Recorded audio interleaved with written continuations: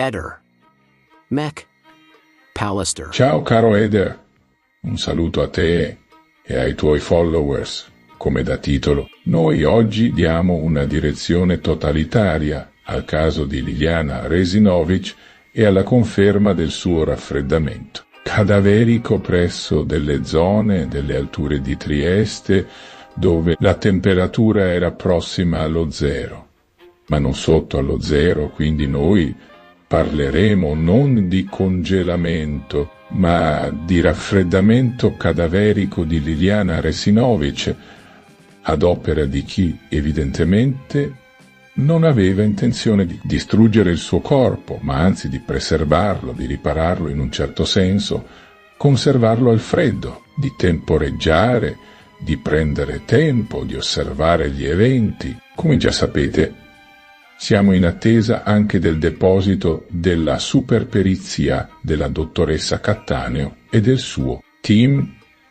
che avverrà nelle prossime ore, al più tardi entro lunedì. Quindi seguiteci e ascoltateci, perché parleremo degli occhi della verità e ne sentirete delle belle. Ciò è stato anche ripreso dalla stessa Cattaneo nella perizia.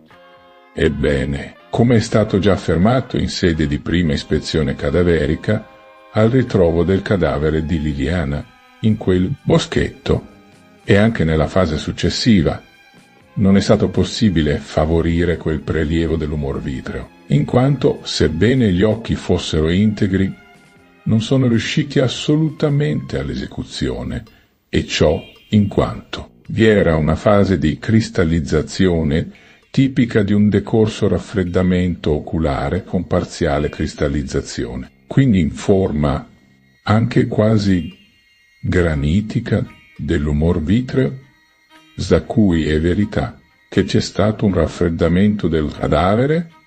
Questa è una certezza, un dato sicuro che evidentemente porta a considerare una forma di rispetto sul cadavere di Liliana e quindi che è stata tenuta in un luogo molto freddo, con temperature prossime allo zero, per temporeggiare e capire cosa fare dopo e come si sarebbero mossi gli inquirenti. Solo dopo diversi giorni si è deciso di farla ritrovare, e ciò per motivi noti. Un terzo disinteressato avrebbe distrutto il cadavere di Lilli.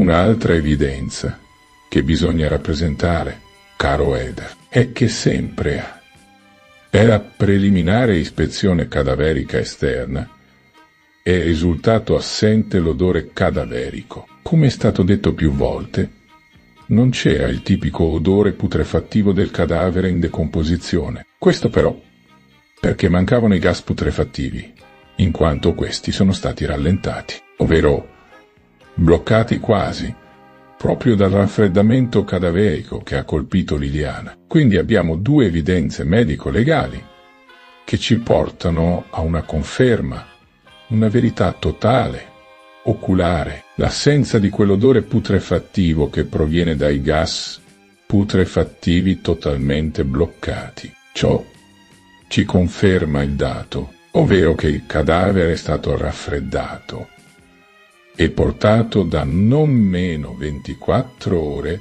lì prima del ritrovo del nude il 5 gennaio. E quindi, in data 4 gennaio, vorrei anche soffermarmi sullo spostamento, andando a integrare il precedente video intervento e parlandovi di un duplice spostamento che è accaduto in essa. Quanto si tratta di persone che sanno cosa e come si fa? Ciao!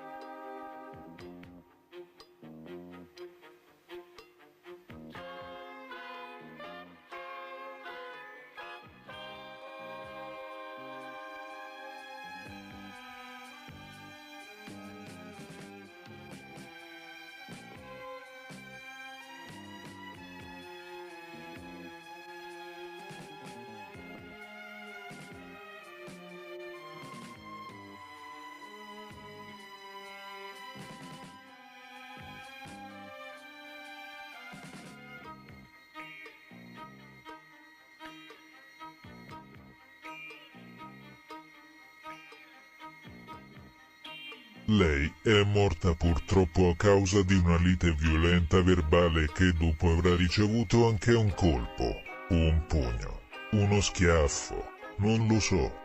Avrà sbattuto con la destra sul montante della porta che c'era anche l'aggancio della cintura di sicurezza.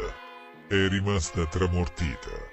Chi era con lei la creduta morta avrà preso paura e non ha chiamato nessuno per evitare che gli davano la colpa. Non era lì dall'inizio perché torno a ripetere l'erba ledera che vedi là dove era lei non era ingiallita come dice l'esperta. Io posso fare il mio esperimento col mio vaso di fiori a casa o mio nipote nella lezione di scienze può fare questo esperimentino. Ci sarebbe dovuta essere la sagoma del corpo. Ma lo dice un'esperta. Non è stata portata molto lontano, secondo me. Non c'era tempo per portarla troppo lontano. Comunque sicuramente loro erano in due. Sebastiano è furbo. Vedrai che dirà l'incontrario di quel che dico io, sfrutterà la mia intervista per dire le cose a modo suo. Perché lui questo ha fatto in tutti questi 3 anni. Quando è venuta fuori la storia del DNA, il giorno dopo è andato in questura a portare lo spago, giusto? Lui ha sempre fatto così. Le palazzine dell'ex OPP facevano parte dell'ospedale psichiatrico, ce ne sono altre che hanno una camera mortuaria. Le conosco perfettamente. Mia mamma ci ha lavorato 35 anni qua. Prima era tutto aperto, oggi non più. Dopo l'intervento della polizia hanno chiuso la porta. Hanno messo un catenaccio, una tavola di legno, ma prima era aperto, era tutto aperto prima. Io mi chiedo, in tutti i casi di ritrovamento di persone come Liliana arrivano Iris, usano il lumino le controllano tutto, ripertano. Vorrei sapere perché per Liliana questo non è stato fatto. Che fretta avevano. L'importante è chiudere e arrivare a un punto perché ormai siamo tutti stanchi. Ehi, non dimenticare di iscriverti a questo canale.